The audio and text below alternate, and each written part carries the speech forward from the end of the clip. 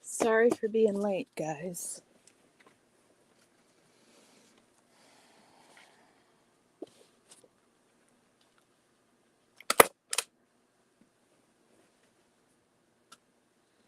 I know Reese and Tommy are on right now. Reese and Tommy Whoops. are on right now. Let's get that to stop right away. I have got a couple of papers to read.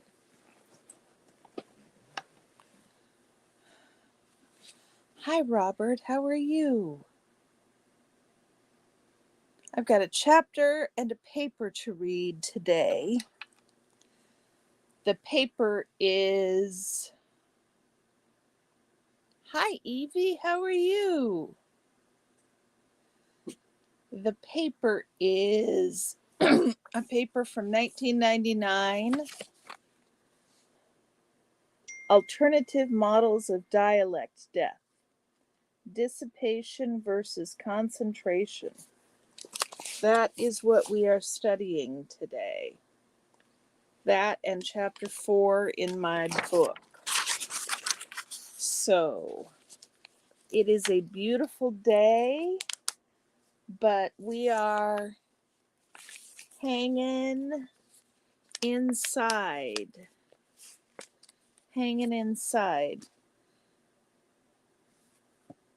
You have to clean your house because your sister is coming for the weekend? Well, I hope it's good that your sister is coming for the weekend. It's nice of you to clean the house for her visit.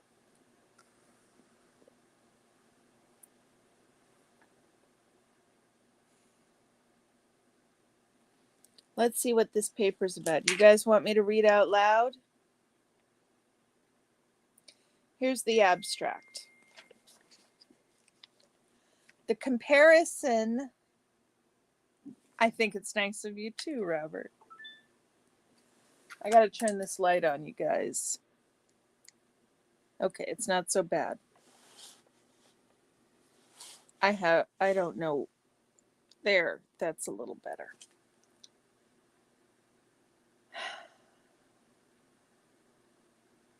Here we go. Abstract. The comparison of the moribund dialects of Oracoke Island, North Carolina, and Smith Island, Maryland, demonstrates that valuable insight into the patterning of variation and change in language death can be obtained by investigating moribund varieties of healthy languages. In addition, it is crucial to investigate not only cases of death by linguistic decay or dissipation, but also cases of death by population attrition in which linguistic distinctiveness is maintained or heightened among fewer speakers, concentration. The comparative investigation of both types of language death lends insight into the macro-level socioeconomic and micro-level socio-psychological factors that lead to the maintenance or demise of moribund languages and language varieties, as well as the nature of change in language death. It is demonstrated that change in both concentrating and dissipating varieties is rapid, but otherwise indistinct from change in healthy varieties, and that unusual patterns of variation and change can be explained by appealing to the social significance of the language features.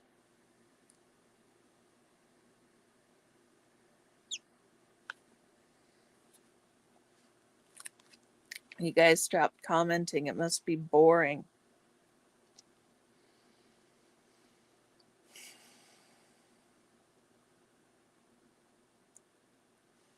With good reason, linguists are concerned about the moribund status of a majority of the world's languages. At the same time, the decline of a significant number of the world's languages allows language researchers to examine the nature of language recession and loss. Despite increasing interest in endangered languages and language varieties in bilingual contact situations, few linguists have investigated language varieties whose unique status is threatened by encroaching varieties of the same language. I would like to get it so it doesn't look like you guys are just seeing the left side of my face. And I don't know how to get me right on there. That's a little better.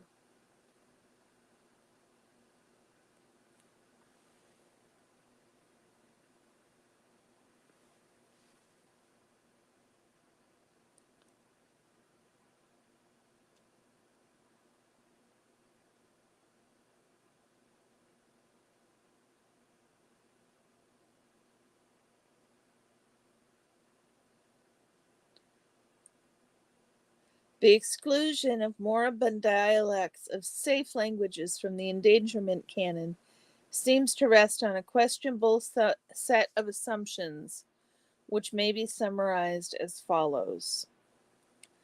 The distinction between language and dialect is sufficiently well defined and discrete to enable researchers to make principled decisions about which varieties of language should and should not be included in the endangerment canon.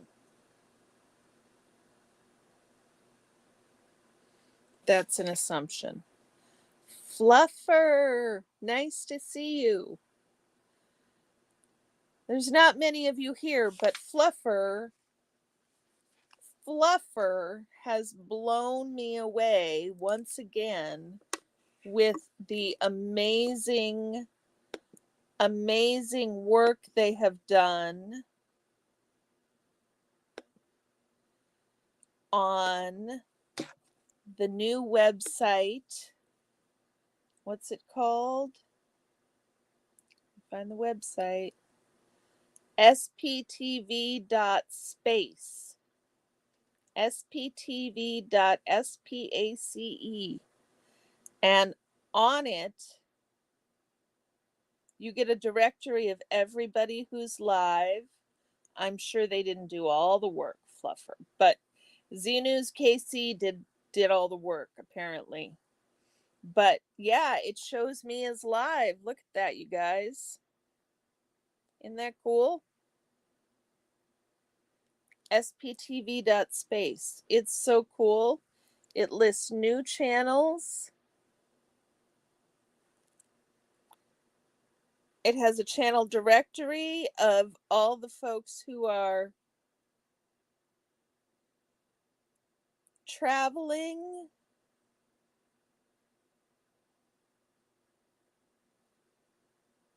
And an amazing list of all the cities that everybody's in. It's so cool, you guys. sptv.space.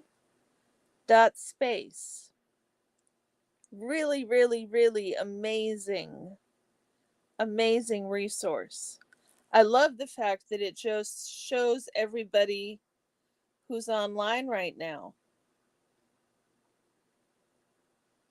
and what city they're in. That just makes it so great, Fluffer. I love it, I love it, I love it. Directory, links. Oh, wow.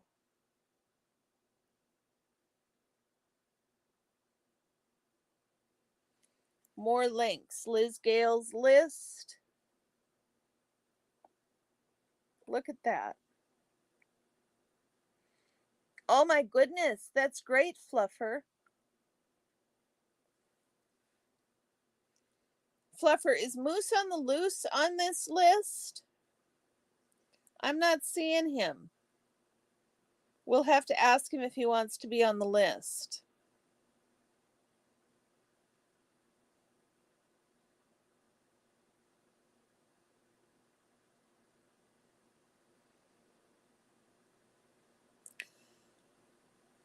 Collaborative passion project between Fluffer Squirrel and Z News. Come on, focus. He isn't traveling? Okay, thank you, Fluffer. I just didn't see him in traveling then. It's such a great it's such a great site.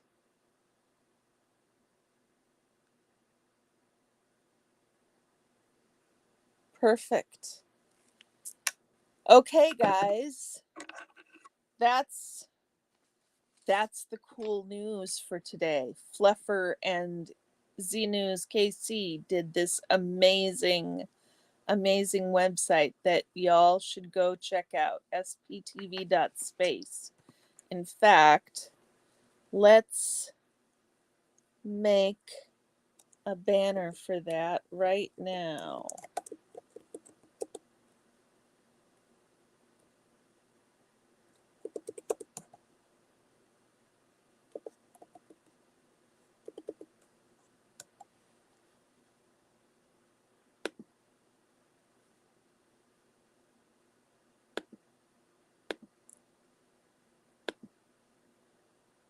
Look at that.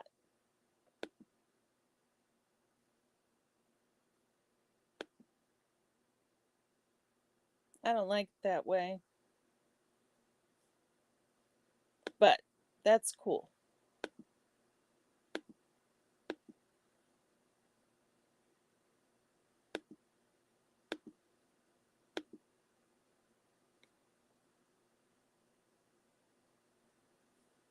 I like it that way. There we go. That's better.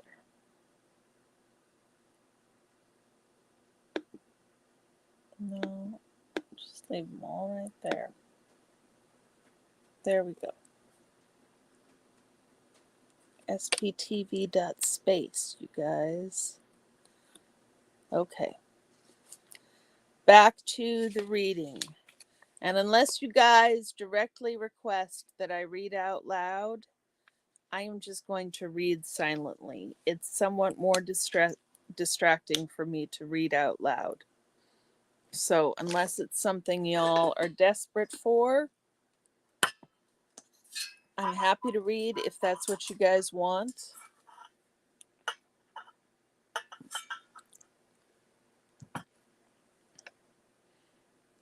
Fluffer, you're the one who's awesome. You're doing all the work. I'm just sitting here reading homework. You're awesome.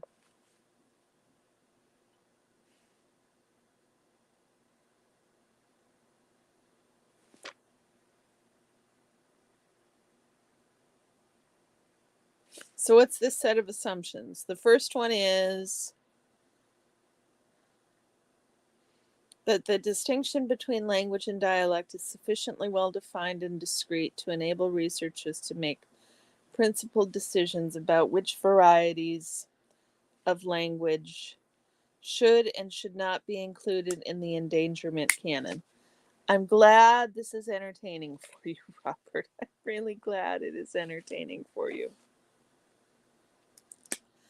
That the death of a language variety in a bilingual context is a loss more significant than the death of a language variety in a bidialectical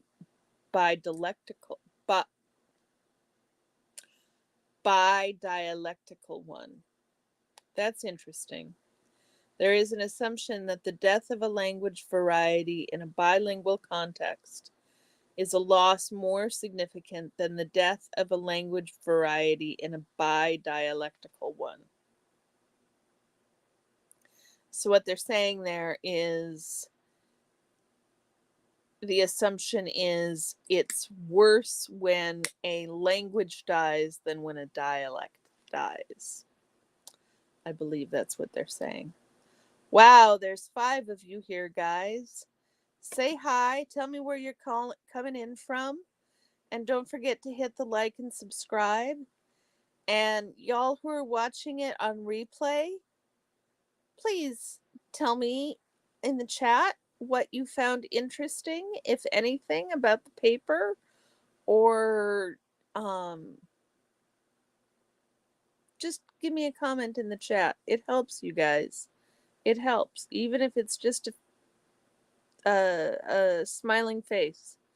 It makes a difference in the engagement. I am working diligently towards getting my watch hours in. I'm almost to 1,000 subscribers. I need another 1,000 watch hours. And y'all are amazing sitting here and hanging out and helping me get my watch hours. It makes all the difference. It really does. That intralanguage variation is less significant than interlanguage variation for understanding the interplay of diversity and universality in the organization of language. Interesting.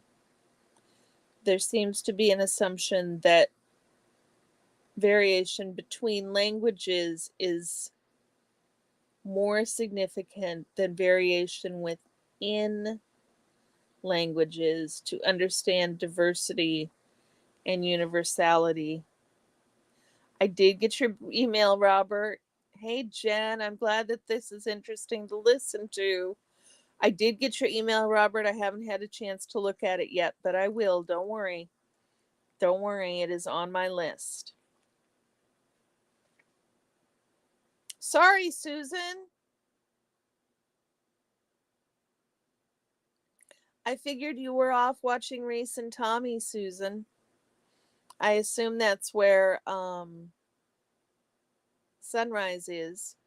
So I wasn't too concerned about y'all showing up. I was a little worried. I almost changed the stream to a later time because I felt bad going up against Reese. But I figured not everybody necessarily likes Reese and Tommy. Some people like just Reese. So, and there's no way, I scheduled it before I even saw that Reese was going on at 1. And there's just no real way, you guys, to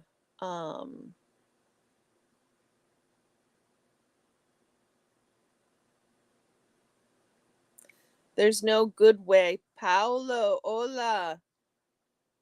Hey, Mama Cat. You getting ready to head out? Nice. There's no real way to schedule things so that there's never an overlap between creators. It's really hard. So, the third point is that intralanguage variation, dialects, are less significant than interlanguage variation, languages, for understanding the interplay of diversity and universality in the organization of language. I'm not sure what they mean by interplay. Sunrise Dawn, I know you got to go back to, thanks for stopping in. I know you got to run back over to Tommy and Reese.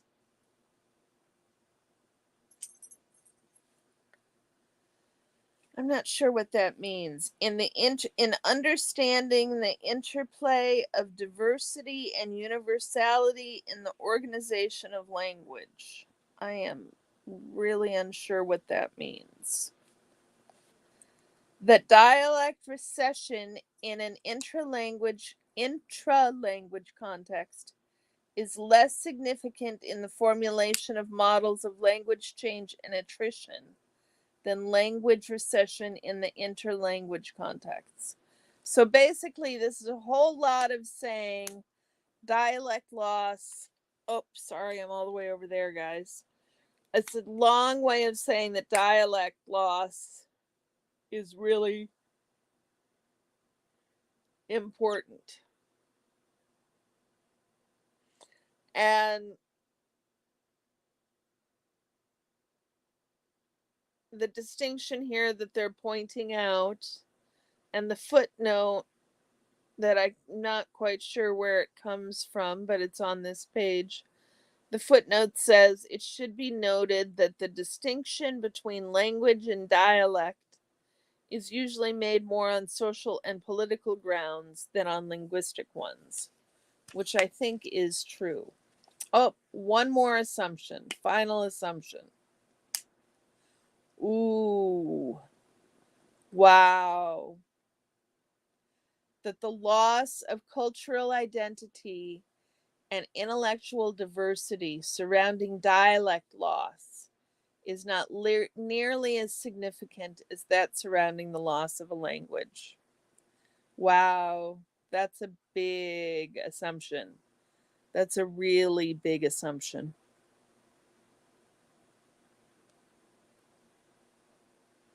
In Wolfram and Schilling Estes, 1995, we challenge the above assumptions and demonstrate through detailed investigation of the endangered dialect community of Ocracoke Island, North Carolina, the dialects of safe languages ought to be included in the endangerment canon. The study of moribund dialects provides important insight into the patterning of language and language variation.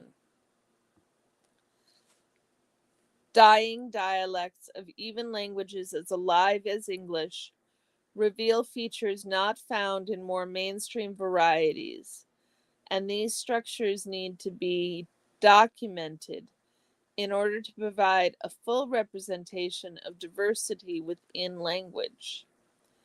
Further, the examination of obsolescing forms in moribund dialects may contribute to our understanding of the process of language recession.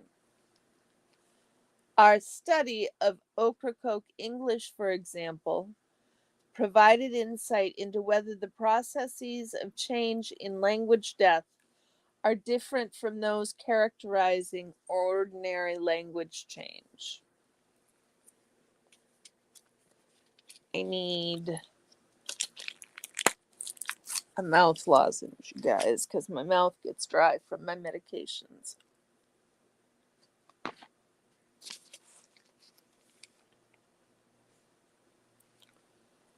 In the current study, we continue our investigation of endangered dialects by comparing the process of dialect recession in Ocracoke with the decline of a dialect in another post-insular community, Smith Island, Maryland, located in the Chesapeake Bay, about 10 miles from the mainland's Delmarva Peninsula.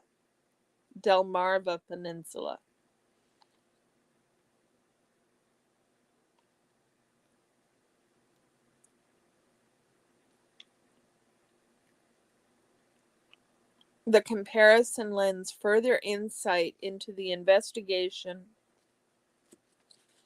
of language recession, since it reveals that language loss may not always proceed in the same way, but rather take quite different forms in different communities. The comparison lends further insight into the investigation of language recession, since it reveals that language loss may not always proceed in the same way, but rather take quite different forms in different communities.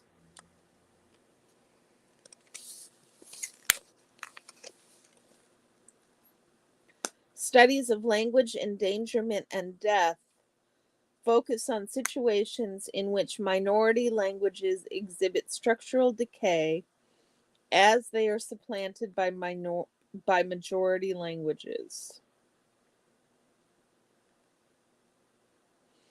According to Cook, 1989, the most consistently reported phenomena reported for dying languages are structural and stylistic simplifications and dramatic increases of variability to incongruent and idiosyncratic change. And in some instances, language decay and language death are simply assumed to be inextricably linked.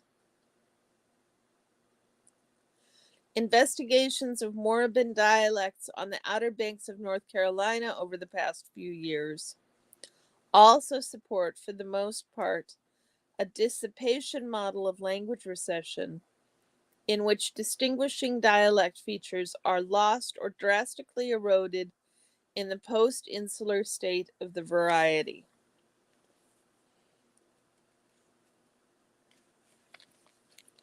However, the investigation of Smith Island English shows that dissipation is not the inevitable result when a historically insular variety comes in contact with other dialects.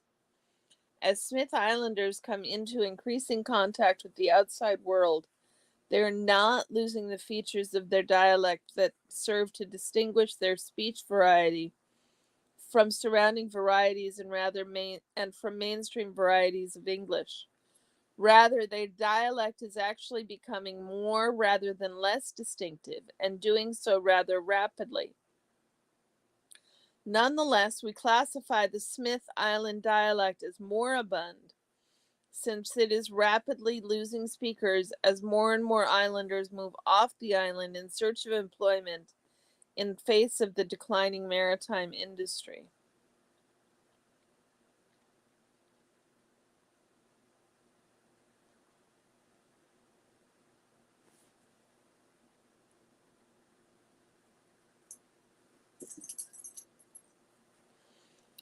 I think I need to find a definition for moribund.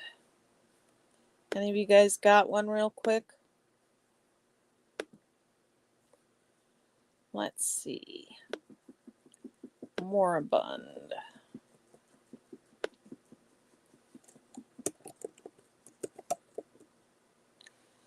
At the point of death. Okay.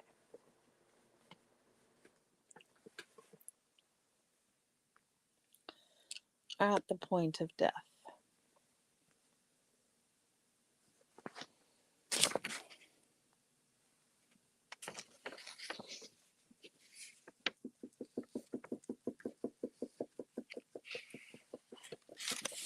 Scholars of language death recognize that languages may die through loss of speakers while the structure of the language remains intact.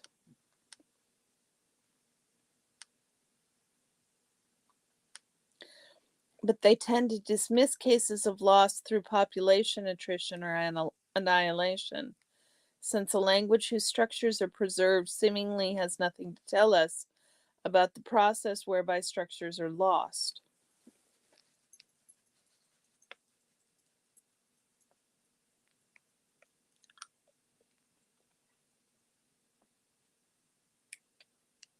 Our study indicates everyone is really quiet, Susan. I wonder if y'all are just watching me. Are y'all just listening to me read? Our study indicates several reasons why the investigation of cases of language and dialect death through population attrition is just as valuable for understanding language death.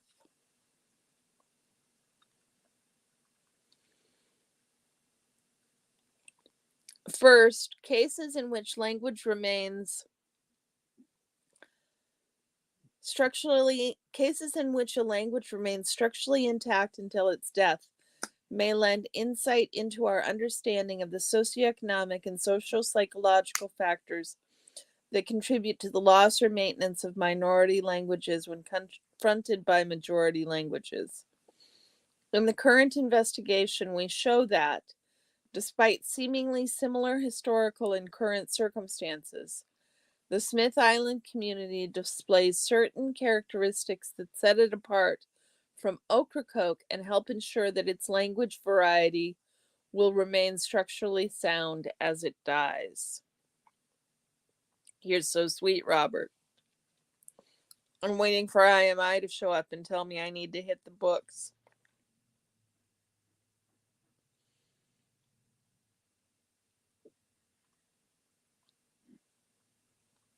Second, the investigation of the demise of a structurally sound language, the investigation of the demise of structurally sound languages may reveal that such demise is in fact more linguistically interesting than it appears at first glance.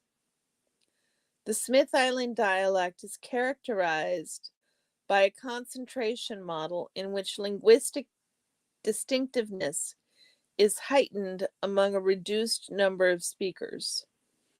This sort of model has not been explicitly discussed for situations in which entire languages are lost.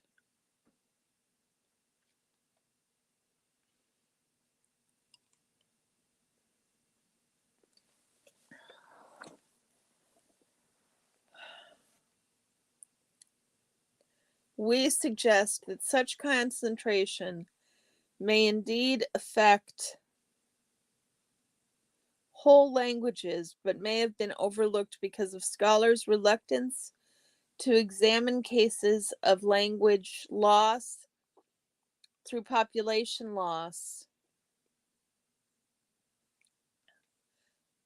and because of widely held yet unexamined belief that the maintenance of linguistic distinctiveness necessarily entails linguistic conservatism rather than the innovativeness associated with linguistic concentration.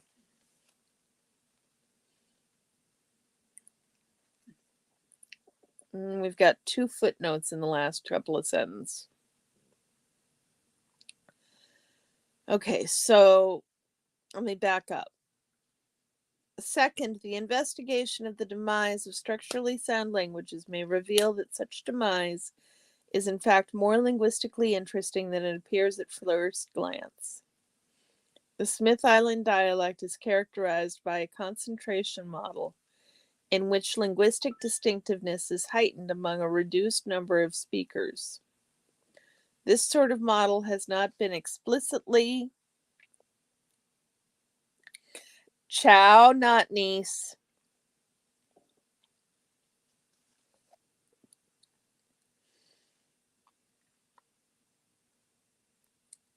This sort of model has not been explicitly discussed for situations in which entire languages are lost.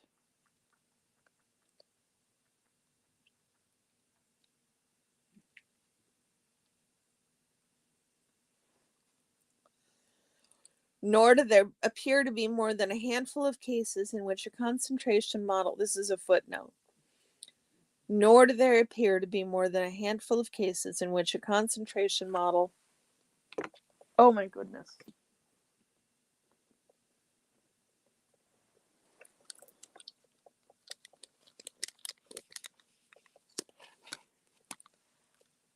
I agree, Mama Cat. It's a little head rattling. Oh, much better.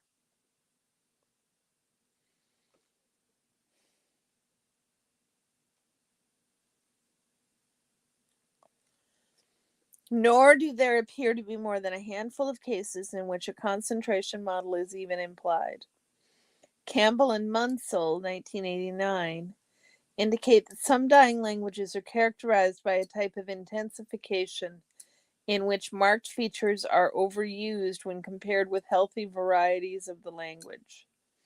However, the intensification we find on Smith Island is not simply the erratic overgeneralization or hypercorrection of a few scattered language features.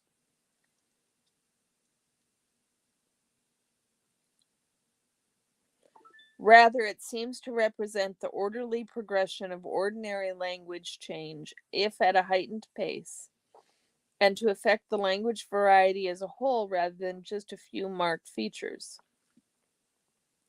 A similar case of genuine concentration of an entire language may be that of Copper Island Aleut, as described by Vatkin, 1998.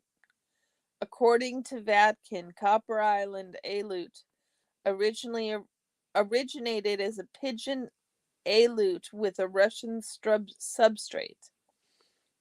Through contact with Russian, it quickly became increasingly Russianized, so rapidly, in fact, that the youngest generation could barely communicate with the oldest. Wow.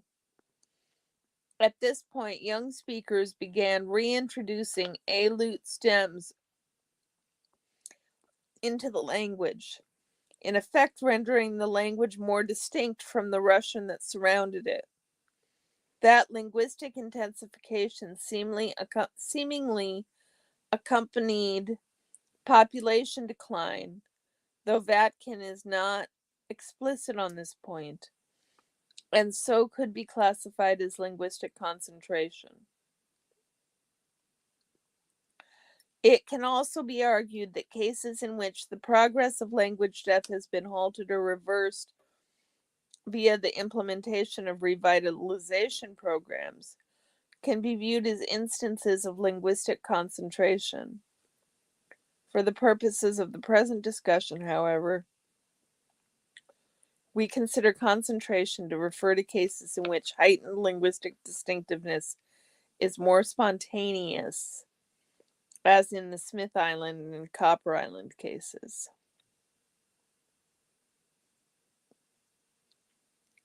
Okay, so that was that footnote.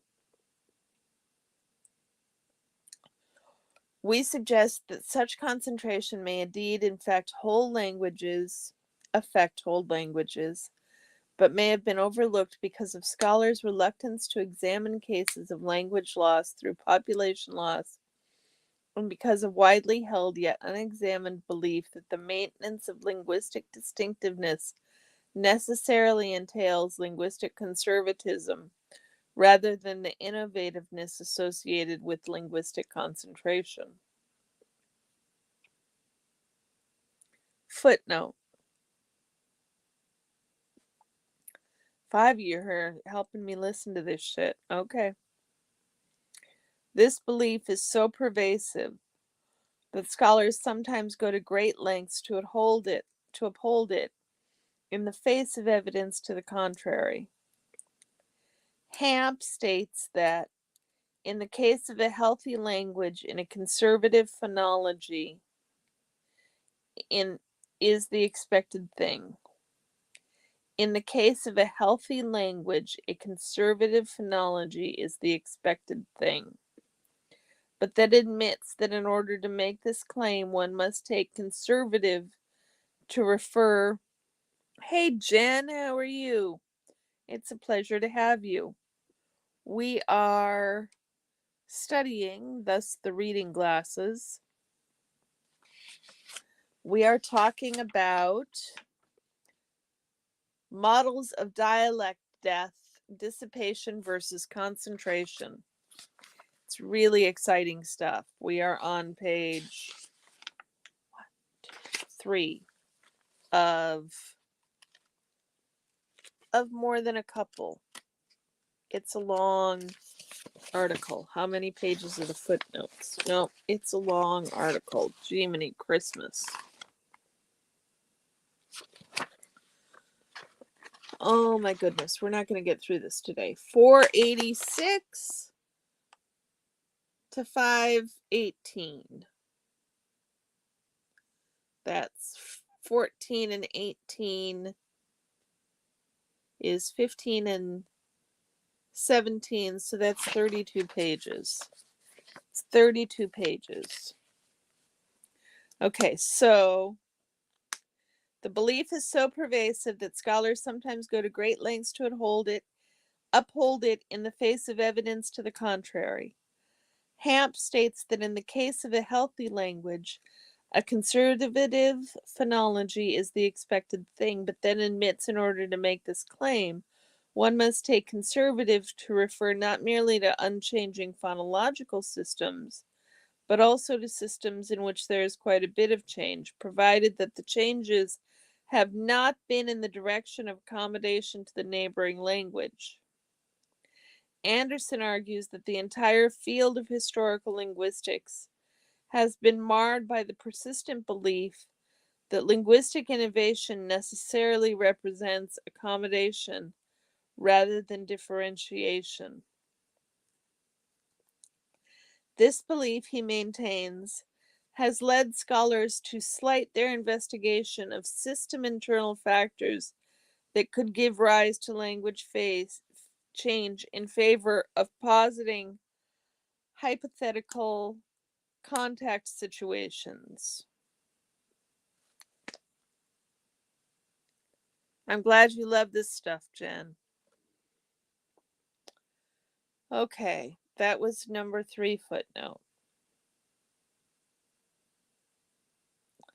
We also suggest that in the Smith Island case, the changes associated with linguistic concentration may proceed at a more rapid pace than changes affecting healthy languages and language varieties.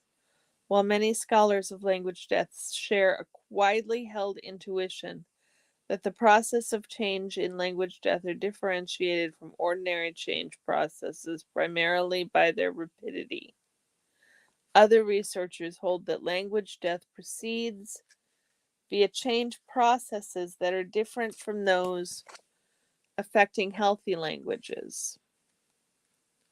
The Smith Island case can be taken as support either for the former position or for the novel proposition that only in some cases of language death, cases of death by dissipation, that only some cases of language death are characterized by change processes unique to language decay. Oh, guys, I'm not sure I'm going to be able to read you this whole article. I may have to go reading silently.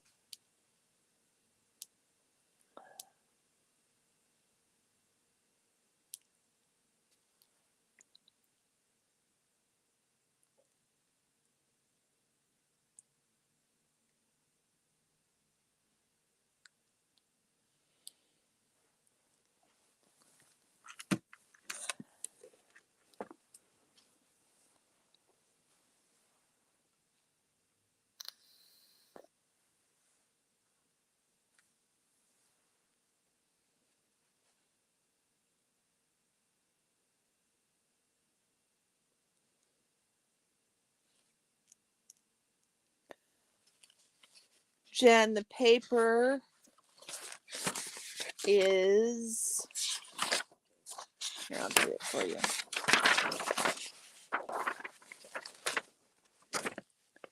Alternative models of dialect death, dissipation versus concentration.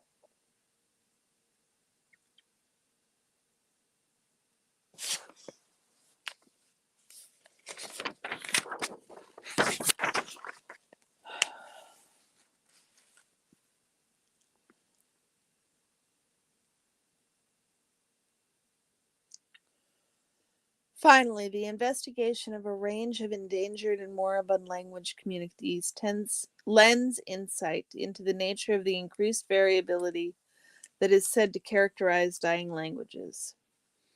In the Smith Island case, increased variability appears to be a mere byproduct of the rapid change the dialect is undergoing, rather than a product of moribundity per se. Moribundity per se. In addition, much of the variability is orderly rather than incongruent or idiosyncratic, and thus is no different from the variability that characterizes healthy languages and language varieties. Footnote. Sociolinguistic study over the past 3 decades has indicated time and time again that there is a great deal of variability inherent in all languages and language varieties. This variation, which is also reflective of language change in process, is not random or haphazard or reflective of language decay, but rather is highly systematic in the sense that it is constrained by a set of linguistic and social forces or constraints on variability.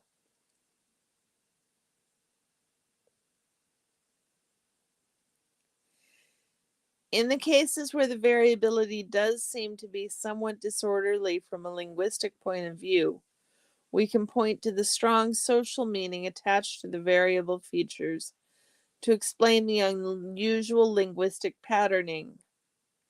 In so doing, we challenge not only the belief that variability in dying languages is erratic, but also the claim that such variability is devoid of social meaning.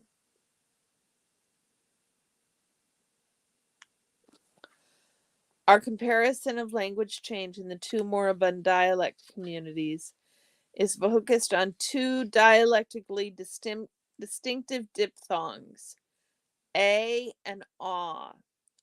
On each island, speakers may realize a with a raised nucleus, as in a, and ah with a fronted glide, often accompanied with a fronted and or raised nucleus, as in something like house, and bran for brown. House for house, and bran for brown. We show that the patterning of these diphthongs is changing in each community in significant but different ways, thus indicating that dialect death is proceeding quite differently in the two communities. Our investigation underscores the convergence of both macro-level socio-cultural factors and micro-level socio-psychological factors in articulating the principles of language recession and loss. Nor can we ignore the role of language itself in guiding the directionality of language change in dialect and language loss. It has been pointed out that in situations of interlanguage context, marked features are more susceptible than unmarked features to both undergeneralization, hence rapid loss, and overgeneralization. Trudgill has shown that in situations of intralanguage contact, both marked features and features that are uncommon in the language as a whole are also susceptible to rapid loss. Trudgill further demonstrates that features of which speakers are particularly aware of may be subject to under or overgeneralization in dialect contact. Raised A and glide fronted ah are quite different in terms of speaker awareness in Ocracoke and Smith Island. Raised A is a highly noticeable stereotype in Ocracoke, but is rarely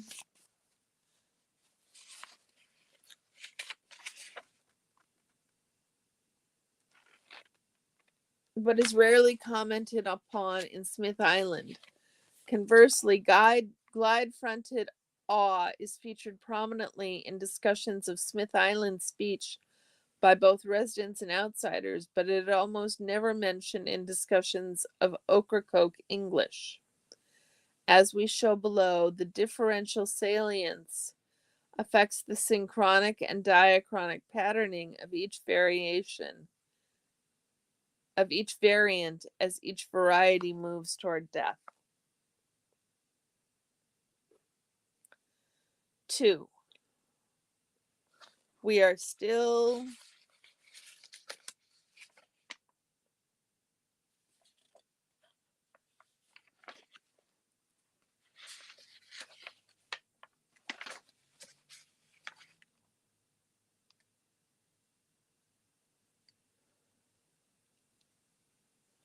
okay, we didn't get an introduction. This must be the introduction.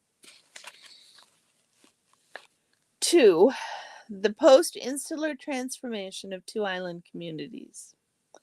In many respects, Smith Island is very similar to Ocracoke.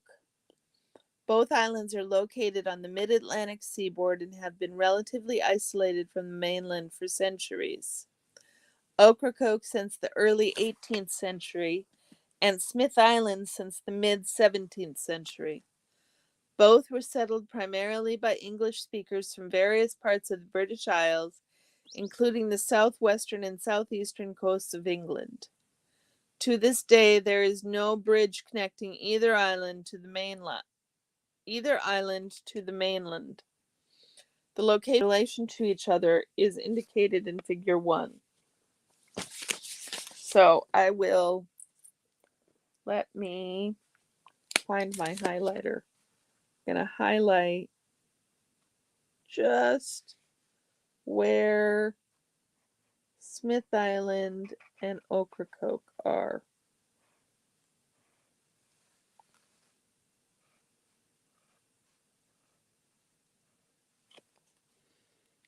I can show you guys a picture. We have visual aids, y'all. What do you think of that? Visual aids.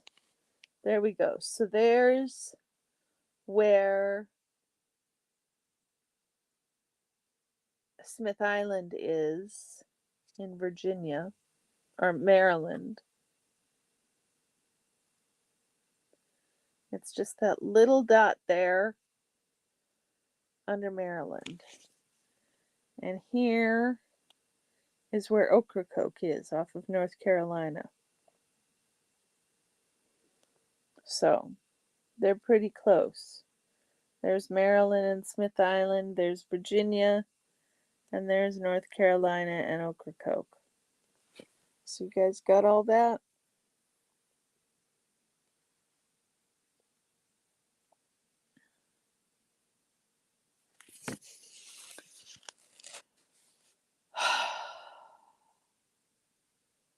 Boy, you guys, it's an hour in and I have managed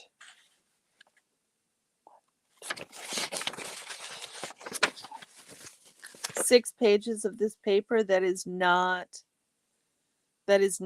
encouraging for how long it's going to take me to get through this puppy. Both communities have undergone significant socioeconomic and demographic transformations in recent decades, but there are a couple of noteworthy contrasts in the changes that affected each community. Over the past several decades, the population of Smith Island has declined drastically, from almost 700 in 1960 to only about 450 in 1990. I'd be curious what the Smith Island population is 30 years later. When was this written? 1999. Traditional occupations such as crabbing and oystering have declined, forcing islanders to move off the island in search of employment. And the island itself is sinking into the bay rather rapidly.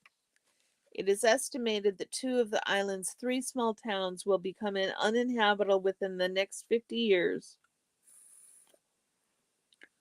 while the 3rd town will not last for more than a century.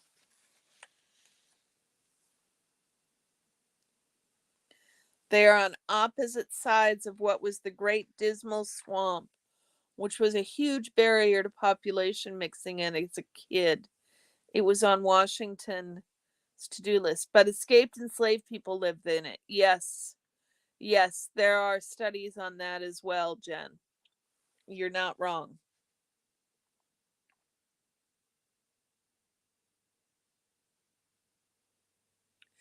Meanwhile, Ocracoke has grown steadily as its traditional marine-based economy is supplanted by tourism. Maroons, yeah. Although the effects of brief encounters, Jen, I am trying, maybe you have ideas. I'm trying to figure out, I have to do a data-driven paper about sociolinguistics. The assignment is on greetings, but if there's something else I want to do it on, I can. Sociolinguistic data about greetings. But I'm trying to figure out what I would do a study, what I could do a study on about Scientology, so I can take my interest in Scientology and make it into a paper. I'm going to go talk to the professor about it, but I thought you might have some ideas, Jen. Meanwhile, Ocracoke has grown steadily as its traditional marine-based economy is supplanted by tourism. Although the effects of brief encounters with short-term tourists on the Ocracoke dialect arguably are negligible, increased exposure to outsiders has led to sustained regular contact with mainland language varieties. Marriage and other social relationships with mainlanders are becoming more commonplace, as is employment on the mainland. In addition, increasing numbers of mainland families are establishing a residence on the island as it grows in popularity, while new residents are a rarity in Smith Island and tourism remains limited. As we shall see below, Smith Islanders do come into regular contact with outsiders. We argue that exposure alone does not lead to the loss of a formally insular language and language varieties, but that attitudinal factors are crucial as well. I think so.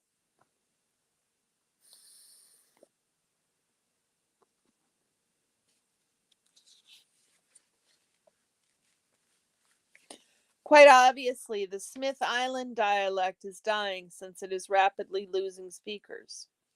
The quite different circumstances of language death raises intriguing questions. How is language change progressing in the two island communities? What can a comparison of these two situations tell us about generalized models of language recession? And finally, how do linguistic and social factors converge in the formulation of principles of language recession and loss?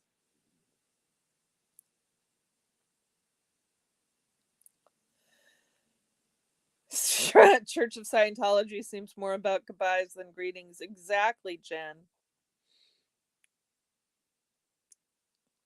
For me, the intersection of the jargon being military, scientific, government, sci-fi, academic jargon, they're distinct with a huge overlap. I think you're right.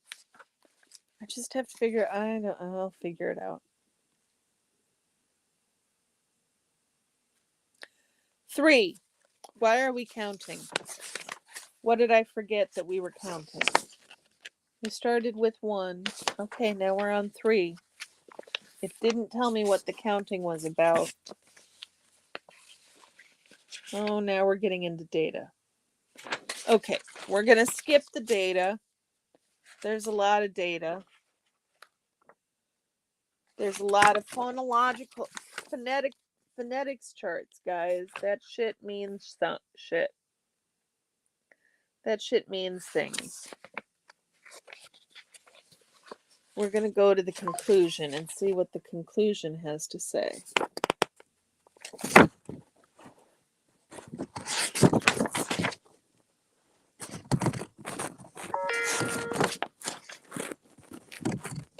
Somebody's trying to get a hold of me. Sorry, I forgot to silence my phone.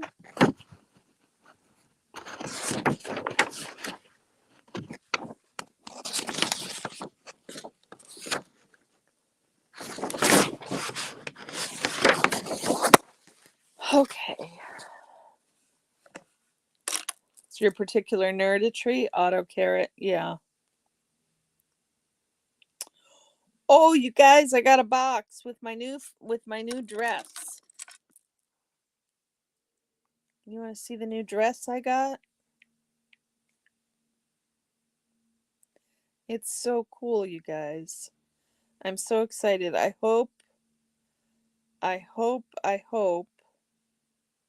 that it fits.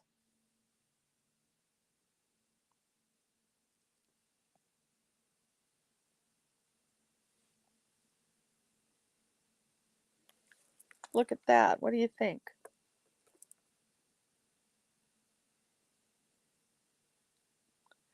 Your particular Mediterranean didn't make much sense, Jen. Thanks for correcting it. So that's the dress I got. I'm hoping it fits. I think it'll be cute. We shall see. It's a wrap dress. It is a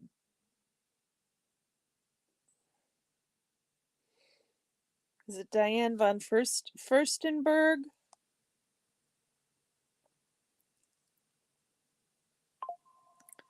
Yeah, look at how pretty that is. Look at how pretty that is. And it's knit.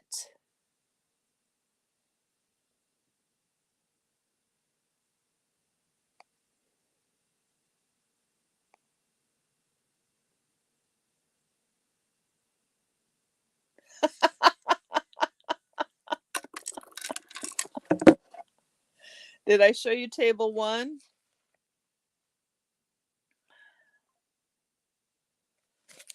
Oh, what do we where are we at, guys? I'm about to call it a day.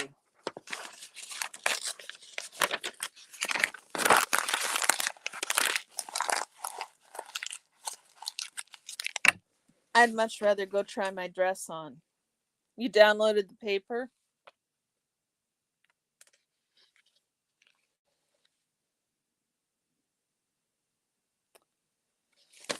Okay. Explaining directionality in dialect recession. The examination of A and A in Ocracoke English and Smith Island English has shown that language varieties may change in quite different ways as they move toward death. Furthermore, cross-dialectical variants that appear at first glance to be somewhat similar linguistically may turn out to be quite different in their involvement in dialect recession. How do we explain the differential progress of language change and death in different communities and in different variants within a single community? Some of the considerations that must be taken into account are the macro level socio-historical circumstances attending language endangerment in each community, including relative sizes of the communities, changing economic bases, and the nature of the population shifts and changes in social interactional patterns affecting each community. Other factors are micro level socio-psychological factors, including speakers' sense of community solidarity and the degree to which they are willing to embrace the outside world as it encroaches upon them.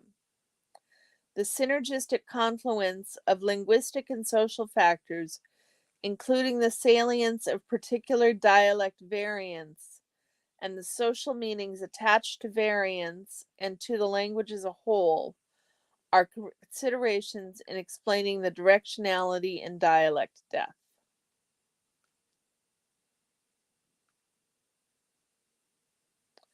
Socioeconomic factors.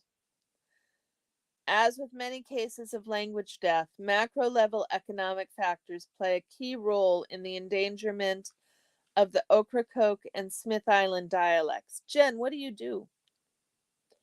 Both islands have experienced in recent decades the decline of traditional small scale maritime industry, and both are undergoing dramatic population shifts as a result.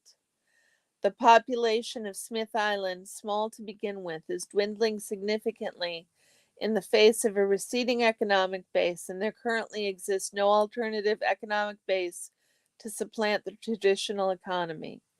There does not seem to be any practicable way of preventing further loss of land on a permanent basis, and it seems that the island community and its distinctive dialect are doomed to extinction, even though the dialect itself does not seem to be undergoing attrition.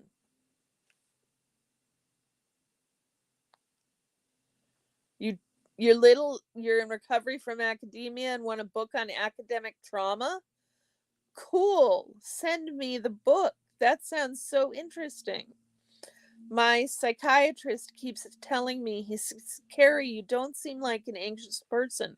You're not, you don't even care what people think about you. You, disability visibility project. Cool, Jen. I'll have to look into both of those things. See, I take notes of the things.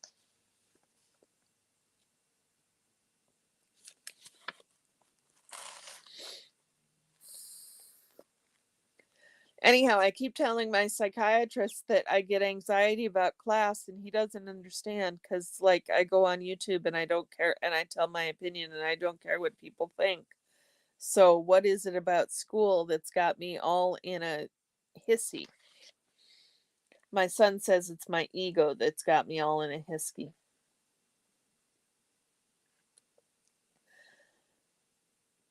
Even though the dialect itself on Smith Island does not seem to be undergoing attrition. Email is right there. Make sure you remember the 3 N's in Ann. Karrieann. Non-traditional learners was your teaching thing? Yeah. Yeah.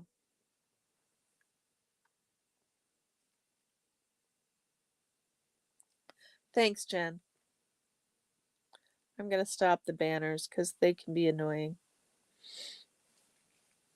But go look. I'm going to start the banner again. Go look at Fluffer and Xenu's KC's new website. It's very cool. It's very cool. Thank you, Jen. Thank you for emailing me the link.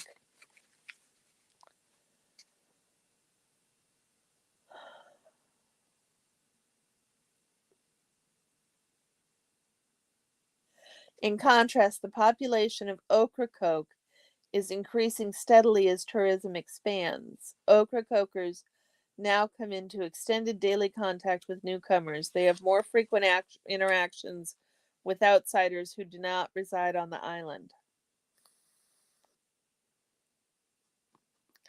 For Ocracoke, increasing contact with the outside world is accompanied by decreasing use of distinguishing dialect features such as the raised backed A and glide fronted aw.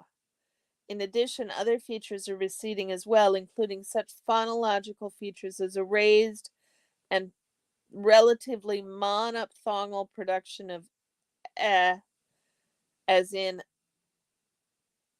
cat for caught, and the fronting of schwa towards as in mudda for mother. I am not probably reading this phonics right, so don't quote me on my phonetic alphabet is not excellent.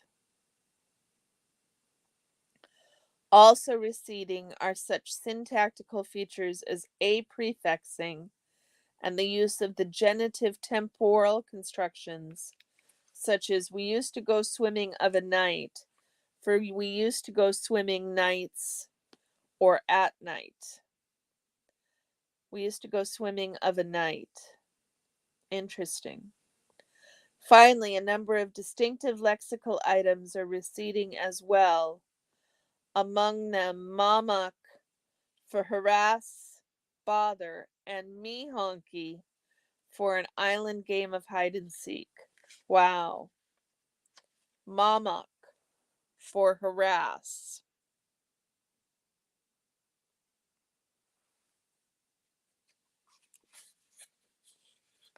I will have to check out Alice Wong's new book, Jen.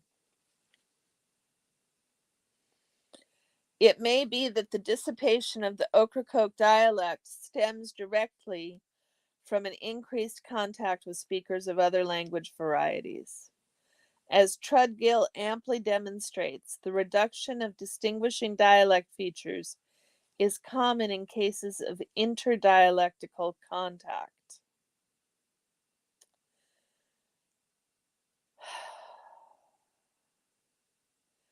Anderson notes that as a particular community moves from a relatively closed state in terms of interactions with the outside world to a relatively open state, its members show increasing linguistic accommodations to outside varieties, leading to the loss of established dialect features as well as to the arrest of changes that would have led to heightened dialectical distinctiveness.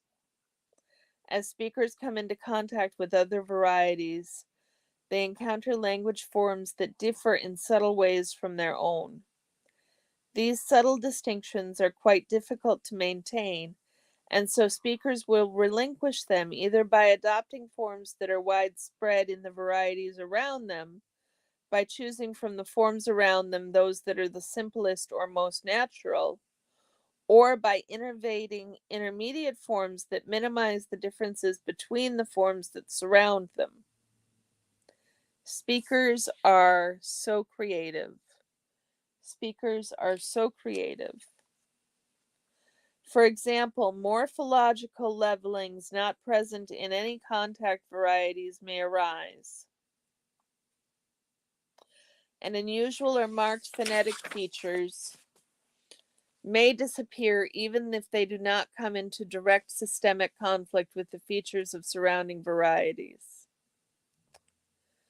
Both externally and internally motivated change processes also underlie the loss of linguistic distinctiveness in cases of interlanguage contact. Campbell and Munsell indicate that dying languages may undergo structural changes that derive directly from the influence of the dominant language, while Anderson points out that whereas dying languages show fewer phonological distinctions than healthy varieties of the language, they often preserve distinctions present in the dominant language that is encroaching upon them. However, given that language recession is so often characterized by a widespread simplification at all levels, regardless of the contact languages involved, via the undergeneralization of marked forms and the overgeneralization of unmarked forms, it would appear that most of the changes accompanying language recession are internally rather than externally motivated. In this regard, loss of language in an interlingual context may be quite different from language loss in the intralingual setting. Since dialects of a single language are structurally more similar to one another than different languages, interdialect contact is likely to result in greater structural inferences than interlanguage contact, where linguistic differences are great enough that little linguistic confusion among systems results. Interesting. That would be an interesting paragraph for Reese. Hence, external linguistic influences may play a greater role in language loss in interdialect contact than in interlanguage contact.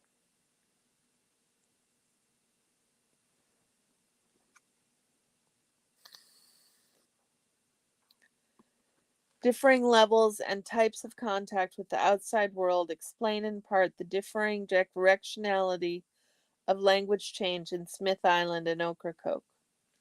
Few outsiders have taken up residence on Smith Island in recent decades, and members of established island families who remain on the island continue, for the most part, to practice maritime-related trades, working alone or with fellow members, or working alone or with family members or fellow islanders. Because there is little contact with outside dialects, there is little pressure to reduce dialectical distinctiveness. As Anderson points out, linguistic distinctiveness is often heightened in closed or peripheral communities like Smith Island.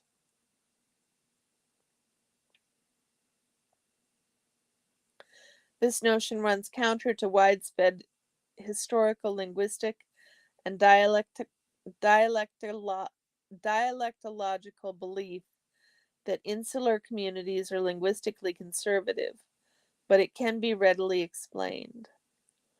In closed communities, there is little interference from outside dialectical systems or from unfamiliar speakers, and so it is possible to maintain and transmit quite subtle phonetic distinctions. That is a really, because there is little contact with outside dialects, there is little pressure to reduce dialectical distinctiveness.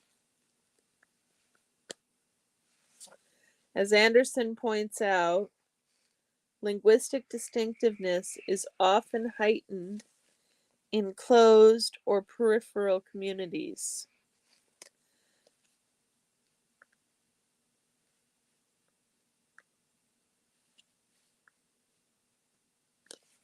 In closed communities, there is little interference from outside dialectical systems or from unfamiliar speakers, and so it is possible to maintain and transmit quite subtle phonetic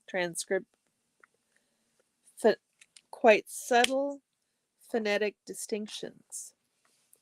But in open communities, phonetic developments are curtailed before they become too elaborate and changes are less drastic.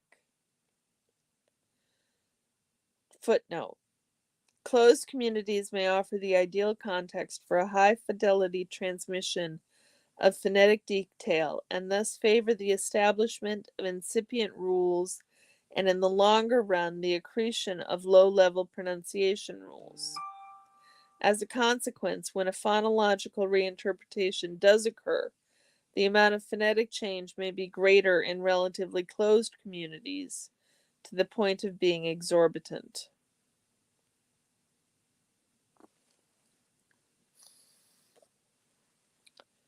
The fact that the Smith Island dialect remains concentrated in a single geographic area of limited size is crucial for the maintenance and enhancement of the dialect.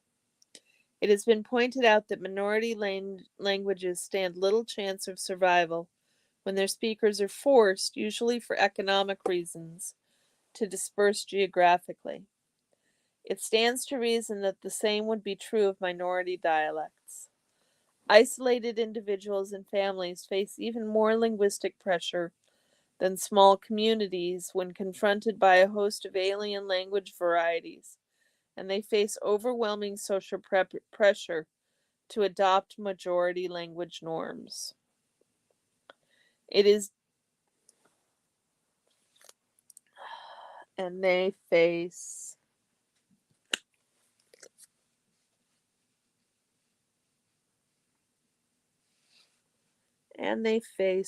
overwhelming social pressure to adopt majority language norms. That's one for Reese, too. It is difficult to determine whether contact-based explanations could also be used to account for cases of concentration and language death, since, as we pointed out in 1, scholars of language death rarely investigate cases of language death that do not involve the structural decay of the language. Cases of concentration may go unnoticed because of the unexamined belief that language maintenance entails linguistic conservatism. It would be interesting to see if a few cited cases of minority language retention in the face of encroachment by majority languages actually involve concentration rather than mere maintenance. See Dory in 1998 for a list of some of these cases. Thanks, Jen. I appreciate it.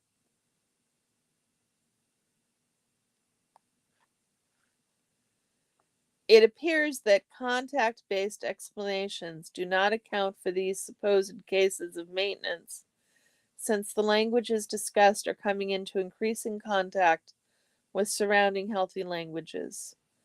Thus, it is unlikely that mere lack of contact will be sufficient to account for cases of concentration of entire languages when they are discovered. Oh my goodness, guys, I'm getting tired. Do you guys get tired when you're reading academic shit like this? I just get like my eyes want to close and I want to curl up for a nap, and it makes me think of Scientology.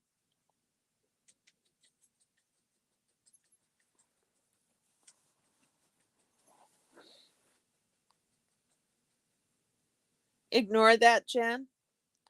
I can even remove it if you'd like.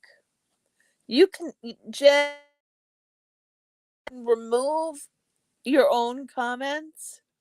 If you click on the three dots next to the comment that you want removed, Jen, I didn't know you could do this. If you click on the three dots next to the comment you want removed, it'll let you remove it. If you want to try, otherwise I can remove it for you. Crip space-time access failure and accountability in academic life. Oh, I can't wait to look at that.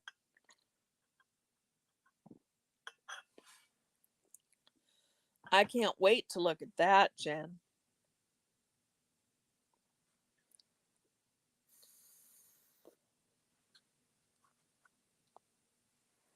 CRIP, space-time, access, failure, and accountability in academic life.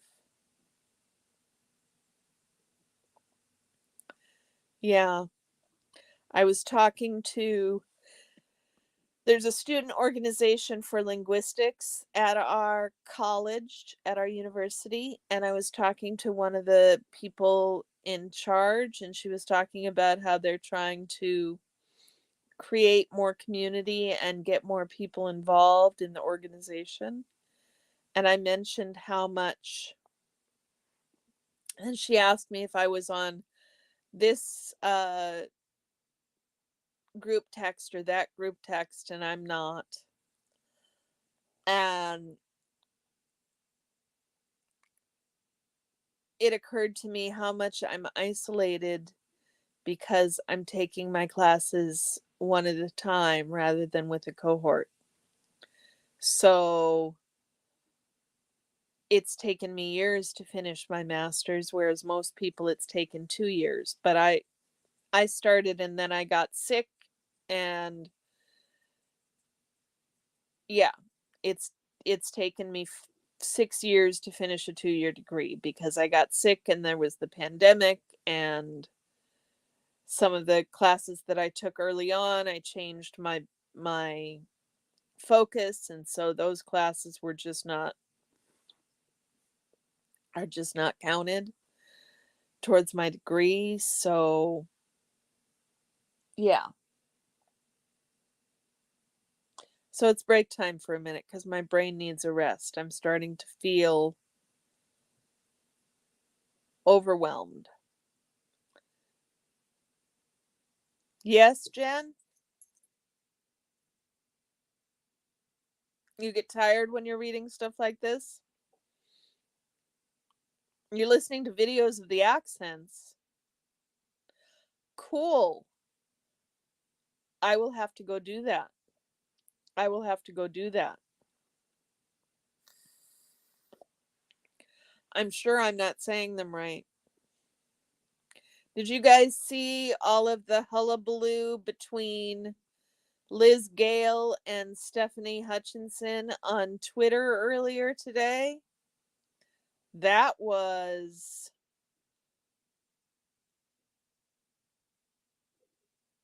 that was a trip and a half.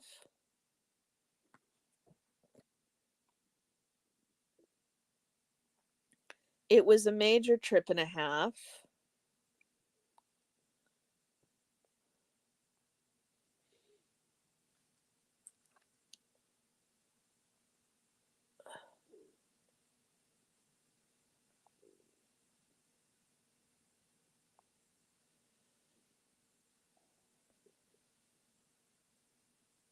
You didn't see it? Well, so apparently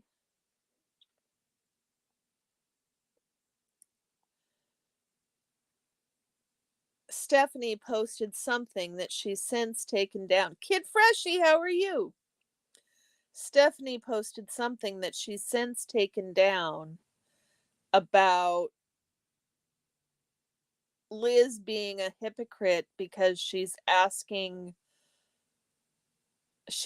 criticizing the Aftermath Foundation while asking for help from the foundation. So that was the tweet I think that Stephanie put up. And Liz replied and was not pleased. I think that the outcome, after a whole lot of hullabaloo, is that Stephanie took down her tweet, and Liz says she's going to go live to talk about it, I think tomorrow, if I recall correctly.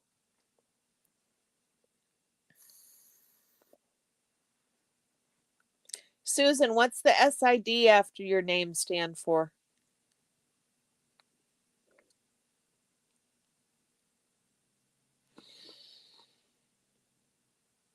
Oh my.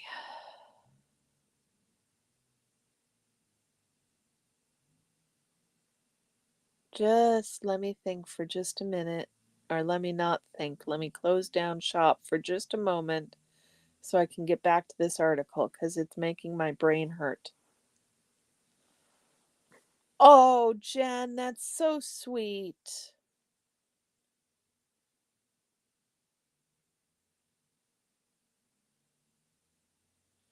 That's so sweet. Why were you crying, Jen?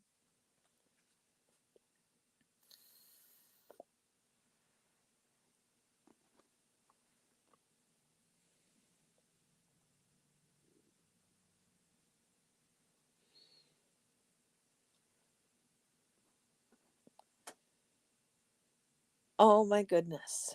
Brain hurting.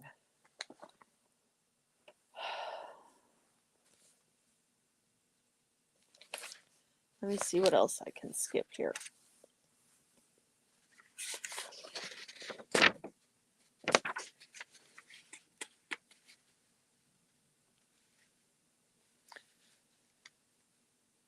Jen, that's a really excellent fucking point her son did. That is a really excellent point.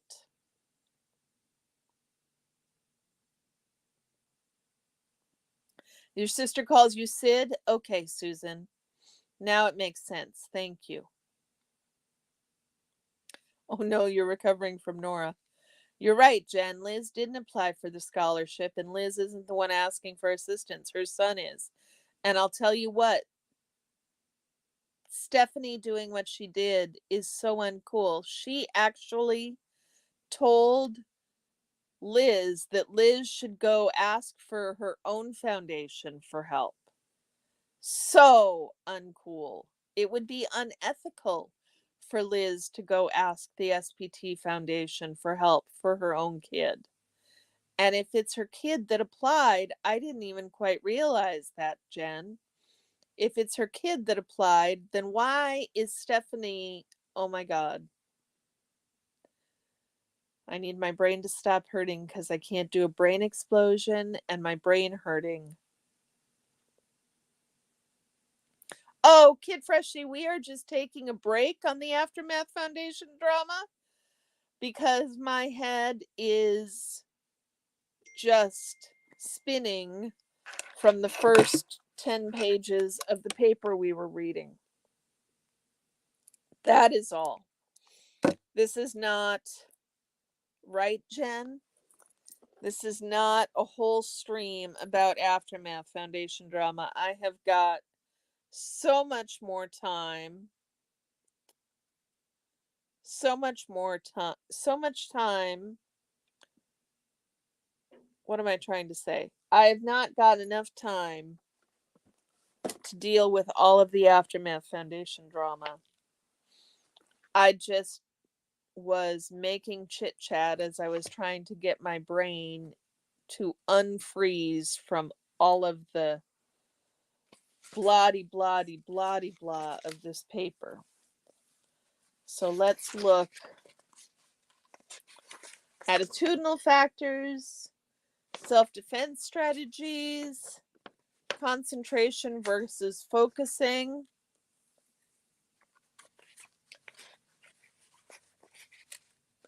Oh, you were sobbing because the book was about academia. That's so nice, Jen. I'm really glad you got that book.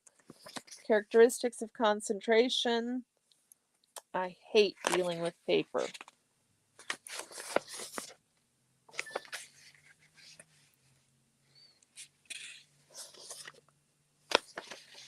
You told Alice you never recover, and she said her either?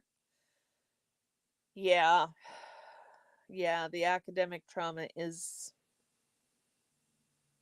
hard. Is hard.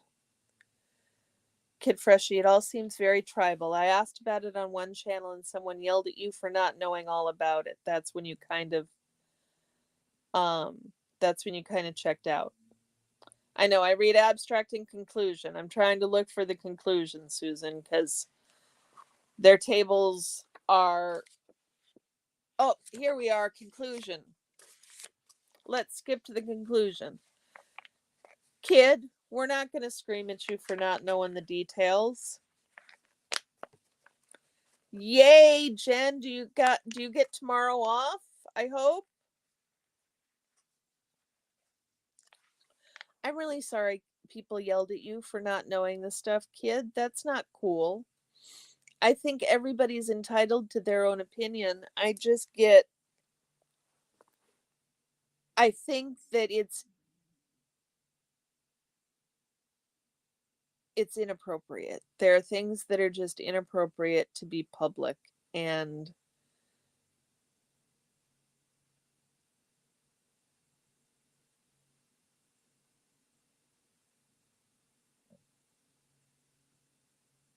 Jen, what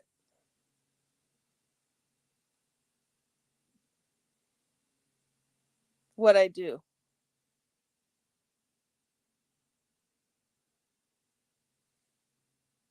You didn't see it or you didn't say it?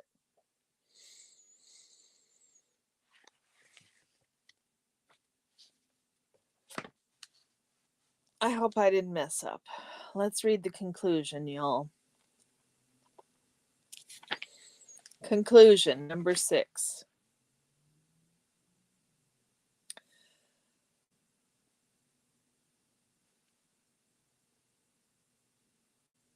Right, Jen? Right?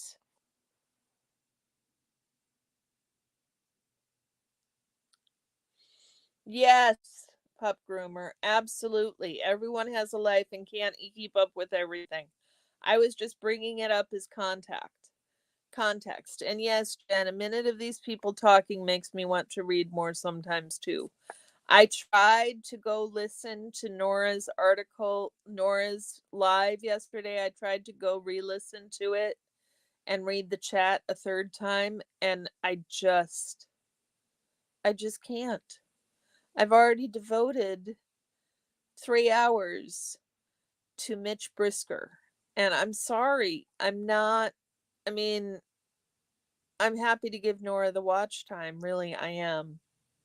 I'm not complaining about that. I love Nora. I love her lives. I think what she says is spot on. I rarely have an argument about her observations. Not that I should, because I'm never in and she's not, but you guys understand what I mean. I hope my point.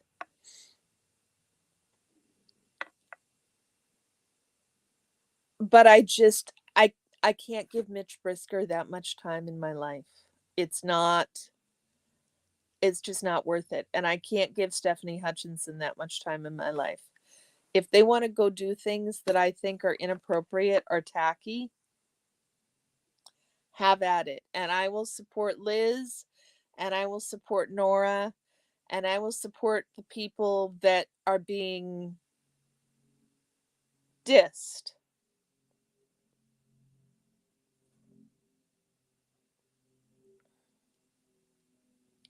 You actually have people in the community blocking you and claiming you're a Scientology spy, but you fled a cult and understand being tribal and reactive and paranoid.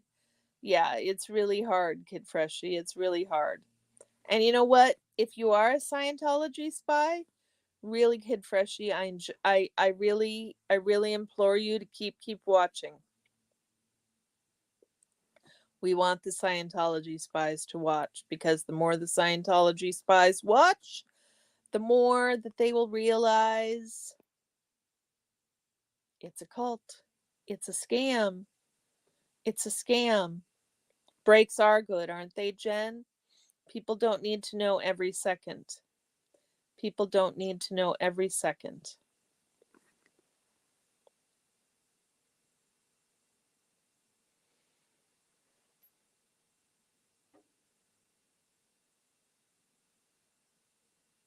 Jen, I'm not sure what you're referencing. My brain is still on recharge, and I'm not connecting things because it's still in absentia at the moment. My high school freshman is home from school. I'm not sure what I was saying that you don't want to take credit for and that nobody messed up.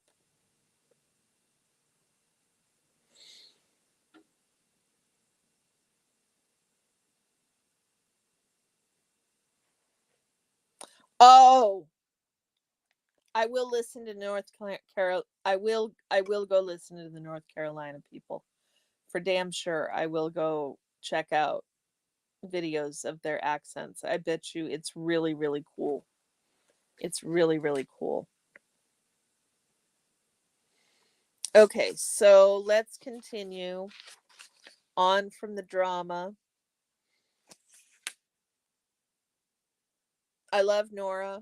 I love Nora, but I can't give Mitch Brisker any more time in my life. Valuable insight into the patterning of. I happened to be there hearing Mitch, and he was called out in chat specifically about Surge. You think that's different than Stephanie? Oh, that's interesting. Was Mitch's interview with Dodge, was that live? Was it a live interview, Jen? Or do you mean that he was called out in chat about Surge in Nora's chat? I know that he was called out specifically. I heard that I need to read the whole chat, but I can't keep up, y'all. I can't keep up. And unless you guys tell me that you want to hear my opinion, I need to focus on classes. I need to focus on classes.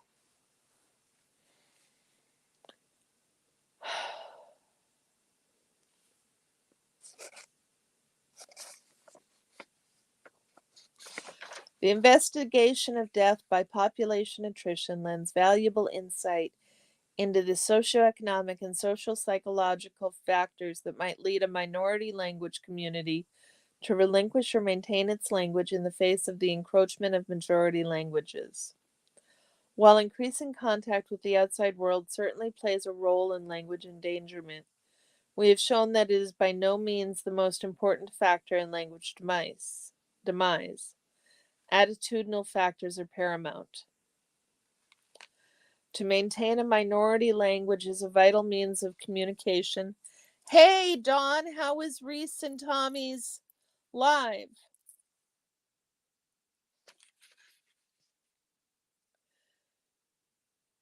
To maintain a minority language as a vital means of communication, speakers must be endocentric, that is, focused on their own internal norms rather than those of the encroaching minority or encroaching majority.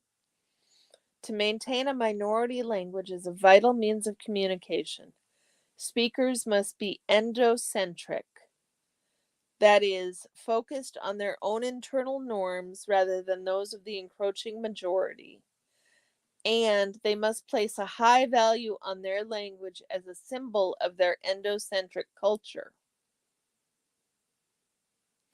Even though Smith Islanders, as well as Ocracokeers, are coming into increasing contact with the outside world, Smith Islanders nonetheless are able to preserve and heighten their dialectical distinctiveness because they maintain a psychological barrier against encroaching outsiders and because language seems to be a key component of this barrier.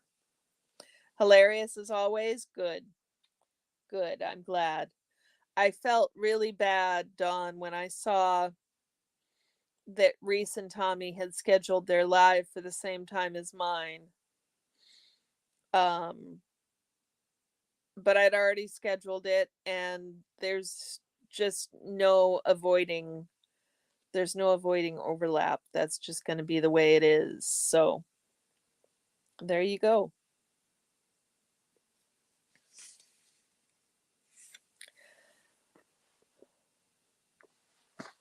I'm not trying to brag about it. Right. Oh my God. I don't have more time to give him. I just don't. Reese had spiders on her porch with a suitcase and trying to move in. Oh my Lord. You know what I've got? Because it's spring. I have got itty bitty ants fucking everywhere in my kitchen. I need to put out poison, but I always worry about putting out poison because we've got pets. The ants are making me crazy. We get them in the spring. I suppose it's not as bad as when we get fruit flies. Fruit flies are the worst. Fruit fly traps. I don't know. Nuts. She says they were tarantulas and she could never use her front door again. Oh my goodness, she's going to have a hell of a time in Phoenix. Yes, Susan, sugar ants. The little bitty ones. Everywhere. Going after the cat food. Yes, tarantulas.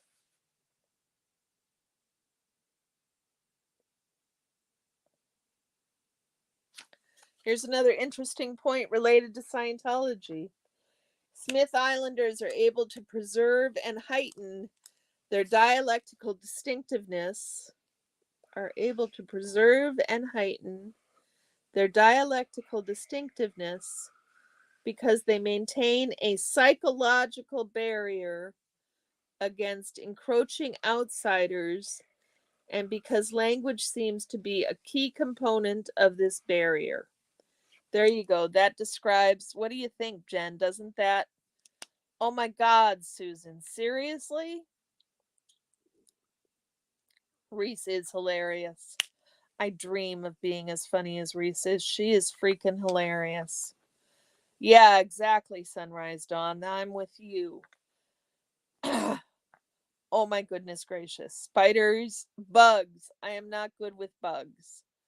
I am not good with bugs. As much, I have to say, as much as I like and would prefer living in a climate that was above 50 degrees all the time, there are some things to be said for a hard freeze when it comes to doing away with some of the more awful bugs. It was, yeah, she's funny without even realizing how funny she is. Yeah, absolutely. When I lived in Minnesota, in order to have cockroaches in your house, you had to try. Yes, I think so too, Jen. It's an old paper. I'm curious why she's got us reading such an old paper. Um,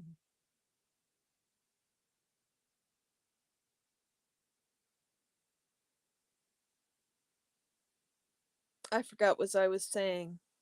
Oh, no, but oh, when I lived in Minnesota.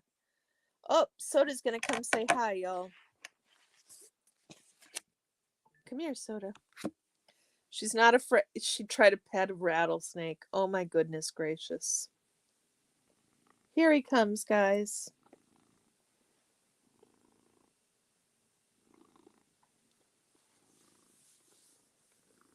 Sorry, you got a whole cat side there. And now you're gonna get cat butt. Because he wants to give me headbutts. Your parents had scorpions so bad they had to move. Oh my goodness gracious, Jen. Seriously? You hear him purring? Yeah, he is a happy boy. Yes. Is it cat time? Yes, you're going to make it really difficult. It is terrifying, Sunrise Dawn. Scorpions scare me. I don't, this is why I can't live in a place with a warm climate. The bugs would scare me. So, what I was saying is, when I live in Minnesota, you have to try in Minnesota. You have to work hard. You have to be really dirty to get cockroaches in your house. It is not a clean house if you have cockroaches in your house.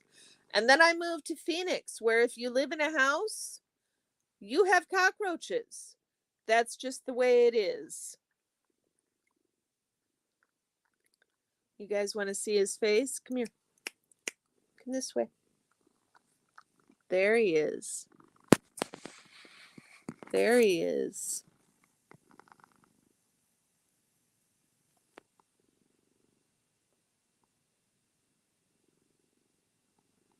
One of these days you'll see Scotch. One of these days he will come and want... Yeah, I know. You want my nose. He's insistent on grooming my nose.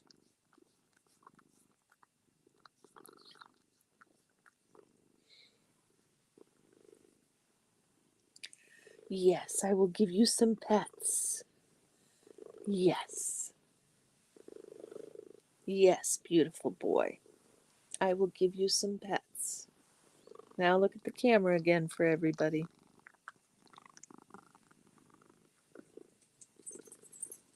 Come on.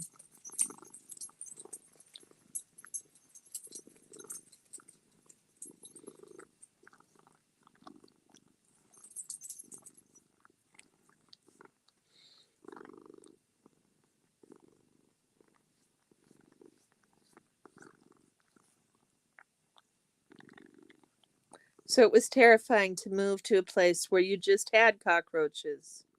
That was just what you had. It was no statement about how clean your house was. It was just you had cockroaches. Terrifying. Just terrifying. Okay, you guys, it's time for the first Minnesota goodbye. You should hear purring. He is purring so loud. He is purring so loud.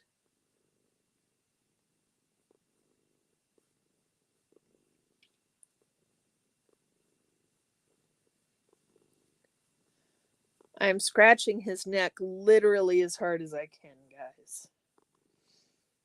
I think if I go deeper, I'm like scratching as hard as I can. Is that good? Are you happy? Wound up and sliding all over the wood floor. She's got the zoomies, huh, Sunrise?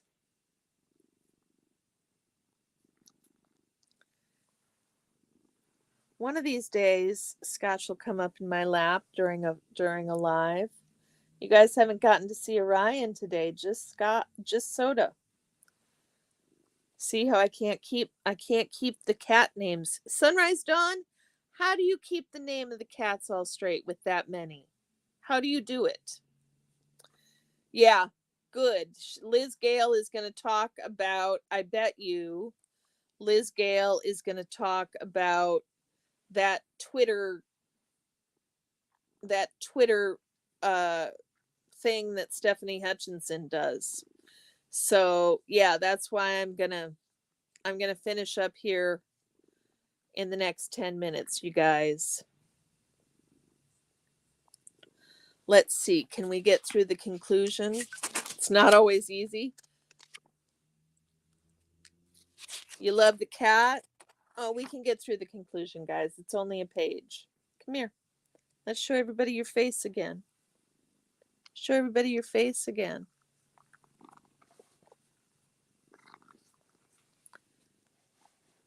You forget all the names and just call them all cat? Exactly. I'd forget all the names too.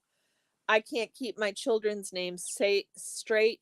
I hate you a lot. Yeah, that one. That one. You. This one right here.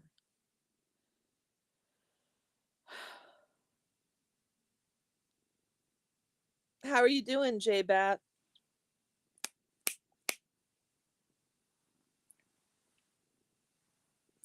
Okay. Susan, Sunrise, is there anybody live now that we can go over to? We have a new app that we can work on. Look at this. look at this new website. On the banner, did you guys see that website?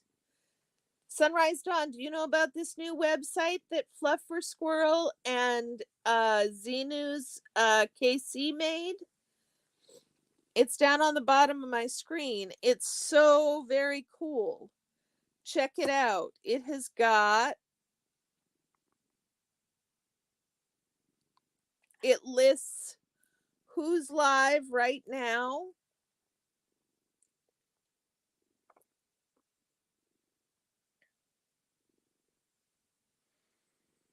That's so cool. And then it lists the new channels, and it has a channel directory. And then, Soda, are you going to go? Come on. You done? Okay. Cuddle time is over. That's good. Linguistically, maybe it's later in the paper, but there are so many racial and ethnic and cultural forces and external economic forces. Yeah, they've been talking about it. Sunrise Dawn, the banner. Have you seen Fluffer Squirrel and this is Fluffer Squirrel and SP or Xenu's KC's new project that is sptv.space, and it shows all the people that are live now, and then if you scroll down it shows the new channels, and then it's got a channel directory, and if you hit the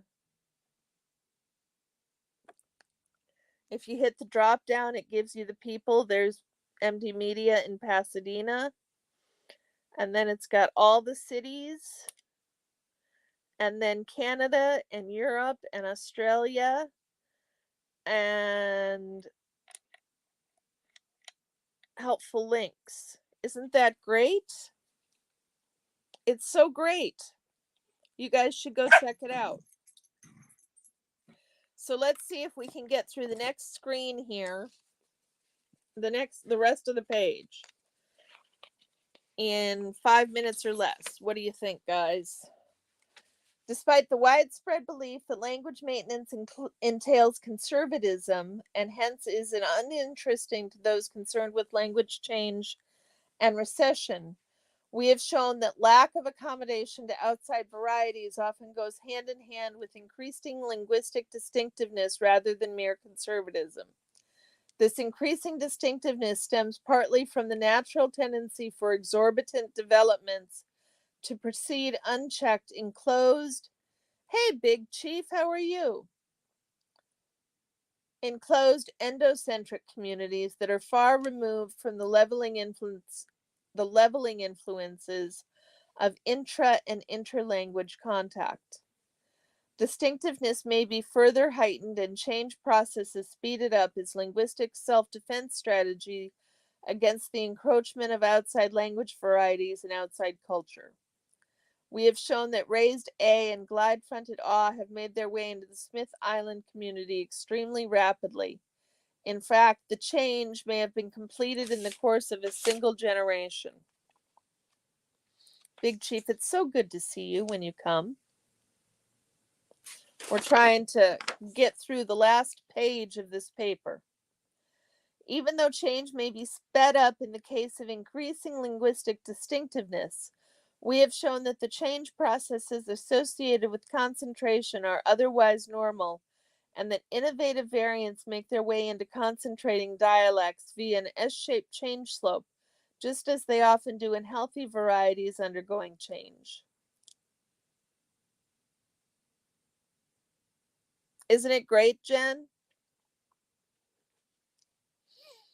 The S-shaped pattern of change naturally entails increased variability as the gradual slope at the beginning of the curve gives way to the steep midsection. However, the increased variability characterizes normal change in healthy language varieties as well as change in concentrating varieties, and so should not be considered to be unusual or unique to language death situation. Oh no, Nora's live right now? Oh my goodness. Well, guys, let's make that the 5th Minnesota goodbye. And let's rush over, since I've been raving about Oh No Nora. Can we drop the link to Nora's stream in the chat, y'all? Sunrise Dawn, I know that over on LawTube, there is a way to, and Susan, you might know this too, they just have 3 clicks of a button and have some way to redirect people automatically to the next live that they want to go to. And I would like to be able to do that. And I have no idea how they do that. Yeah, Big Chief, the death of languages. This paper is talking about dialects as opposed to languages, and how there's assumptions that language death is less of an impact than dialect death. So, you don't know how to do that, Sunrise Dawn? Okay, I will figure out how to do it. Death of dialects, Big Chief. But yes, death of languages too. The other chapter that I have to read this weekend is on, let me pull it out here. The chapter is Language, Birth, and Death.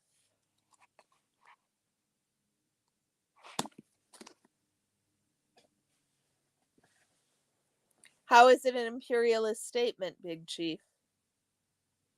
Tell me more. You guys run over to Nora's. It is 1999, and you can tell. It's a paper from 25 years ago, so it is kind of an old paper, Big Chief.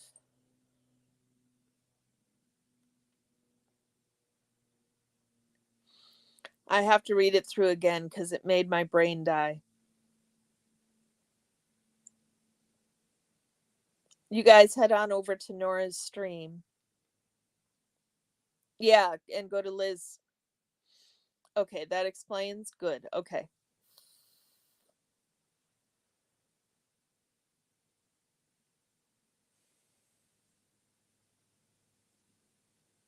Thank you, Susan. I'm going to look at Liz, and then I'm going to look at Nora. Big Chief, I don't want to cut off your comment about it being an imperialist statement, because I am curious about it. But if the 1999 reference solves your comment, then that's cool. Thank you, Susan.